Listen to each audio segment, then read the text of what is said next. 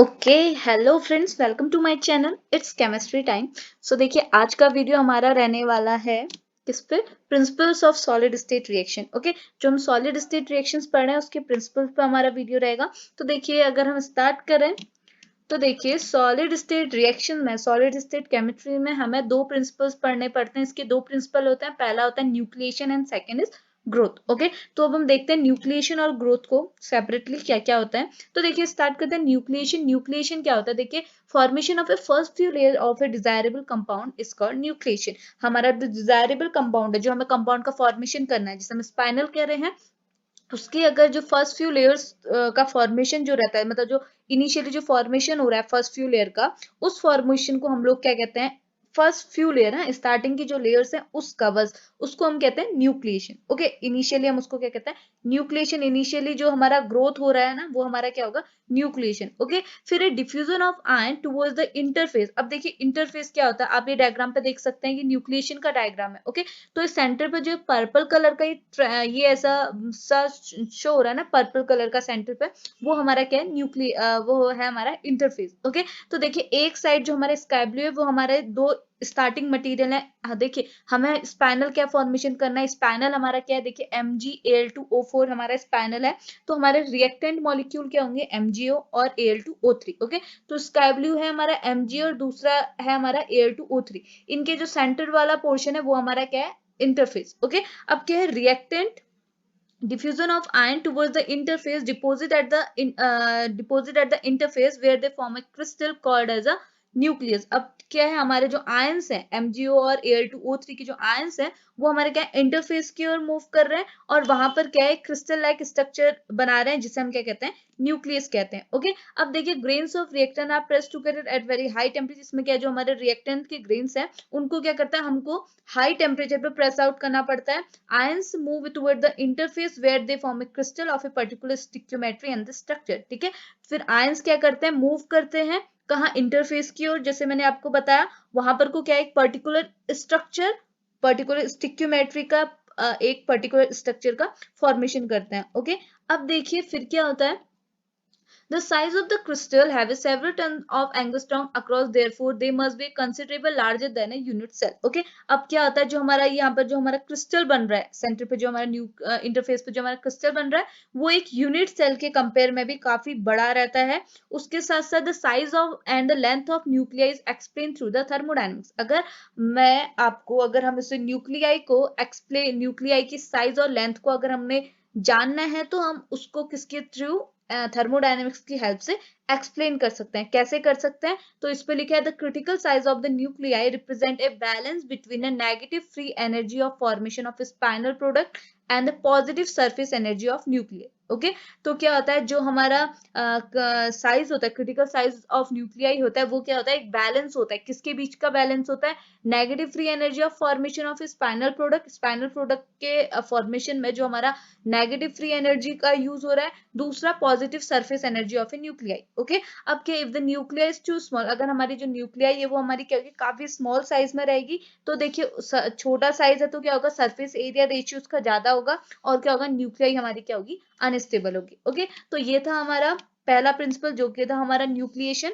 और दूसरा है हमारा ग्रोथ। ग्रोथ क्या होता है? देखिए, the thickness of a nuclei known as a growth. अब देखिए, न्यूक्लियाई का फॉर्मेशन हमारा न्यूक्लिएशन से हो गया। ओके, तो न्यूक्लियाई का फॉर्मेशन जो न्यूक्लियस से हुआ, सॉरी, न्यूक्लियाई का फॉर्मेशन जो न्यूक्लिएशन से हुआ, उसका, उस न्यूक्लिएशन का जब सेवरल ग्रोथ होगी, उसका और थिकनेस होगा उस न्यूक्लियाई का, उसको हम क्या कहते हैं? ग्रोथ। यानी कि द थिकनेस ऑफ न्यूक्लियाई, जो कि हमारे न्यूक्लिएशन से फॉर्म हुआ, उसका जो थिकनेस है उसे हम क्या कहते हैं? ग्रोथ कहते हैं। अब देखिए, although the first few layer of A product में फॉर्म इजिली, हमारी इनिशियल लेयर, हमारी जो है, जो हमारा न्यूक्लिएशन प्रोसेस था, वो हमारा बहुत आसानी से हो जाता है। ओके, और but the subsequent growth and the thickness of the product nuclei is difficult. लेकिन क्या है? सब्सिक्वेंट ग्रोथ, जो हमारी ग्रोथ जो प्रोसेस है, देखिए, पहला जो न्यूक्लिएशन है वो काफी इजीली हो जा रहा है। इसका मतलब है, पहला जो न्यूक्लिएशन जो प्रोसेस है वो हमारी इजीली हो जा रही है, मतलब फर्स्ट फ्यू लेयर तो हमारी इजीली बन जा रही है। लेकिन क्या है? सेवरल ग्रोथ जो है, हमारी जो ग्रोथ वाला फिनोमिना है, वो हमारा क्या होता है? डिफिकल्ट होता है। ओके, न्यूक्लिएशन के कंपेयर में डिफिकल्ट होता है। और ये हमारा क्वेश्चन भी बनता है कि हमारा न्यूक्लिएशन क्या है, डिफिकल्ट क्यों होता है कंपेयर टू, सॉरी, ग्रोथ हमारा डिफिकल्ट क्यों होता है कंपेयर टू न्यूक्लिएशन। ओके, अब क्या, this is because effectively the two reactant Mg और Al2O3 are not longer in contact with each other, they are separated by the impermeable spinel layer.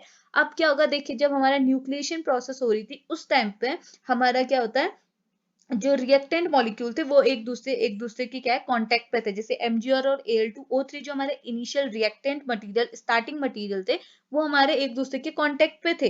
Okay, तो इस वजह से क्या होगा, हमारी जो न्यूक्लिएशन प्रोसेस थे वो इजीली प्रोसीड कर रही थी। लेकिन ग्रोथ के टाइम पे क्या होगा, जो हमारे रिएक्टेंट मॉलिक्यूल है वो हमारे क्या है, एक दूसरे के अब कांटेक्ट में नहीं है। क्यों नहीं है, उससे पहले, ग्रोथ से पहले हमारी न्यूक्लिएशन प्रोसेस होती है। न्यूक्लिएशन प्रोसेस होने की वजह से जो हमारे रिएक्टेंट मॉलिक्यूल है उनके बीच में क्या है, एक स्पैनल लेयर की फॉर्मेशन हो गई है, यानी कि सेंटर पे एक लेयर का फॉर्मेशन हो गया है, स्पैनल लेयर का फॉर्मेशन हो गया, जिसकी वजह से दो हमारे रिएक्टेंट मॉलिक्यूल क्या है, एक दूसरे से सेपरेट हो गए। इसलिए हमारा क्या होता है, ग्रोथ हमारी डिफिकल्ट रहती है कंपेयर टू न्यूक्लिएशन। ओके, अब क्या, complex counter diffusion process is then required in which Mg2 plus ion and Al2 plus ion through the product layer. इसके बाद क्या होता है, काउंटर डिफ्यूजन होता है, जिसमें क्या होगा, Mg2 प्लस आयन और Al3 पॉजिटिव आयन होगा, पास होते हैं। ठीक है, अब कैसे होते हैं आप यहाँ देख सकते हैं।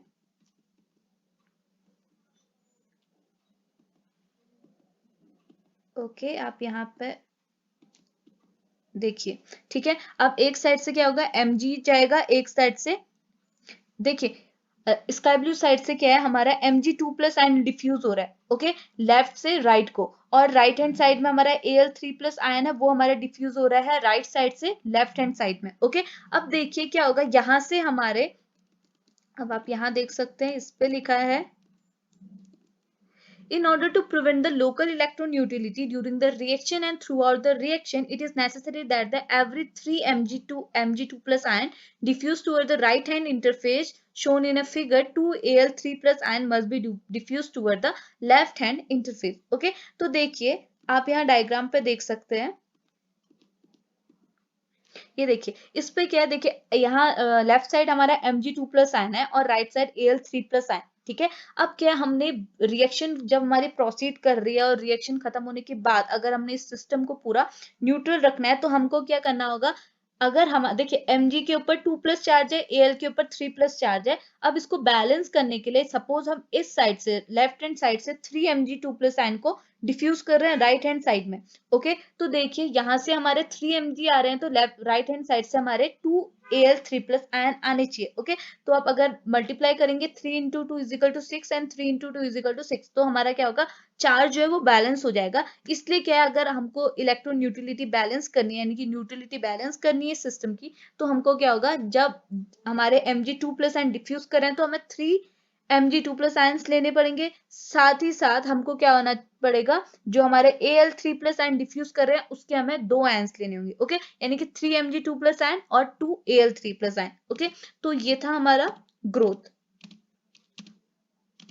ओके, तो लिखा है, in order to prevent the local electronegativity during the reaction and throughout the reaction, it is necessary that every 3 Mg2 plus ion diffuse toward the right hand interface, जैसा हमें डायग्राम में शो हो रहा है, 2 Al3 plus ion को भी क्या है, लेफ्ट हैंड साइड में डिफ्यूज होना नेसेसरी है। मतलब अगर Mg2 plus ion right hand से को जा रहे हैं तो 3 Mg2 प्लस, अगर राइट हैंड को जा रहे हैं तो 2 Al3 प्लस आयन को भी हमारे लेफ्ट हैंड को मूव करना होगा। ओके, तो ये था हमारा principles of solid state reaction.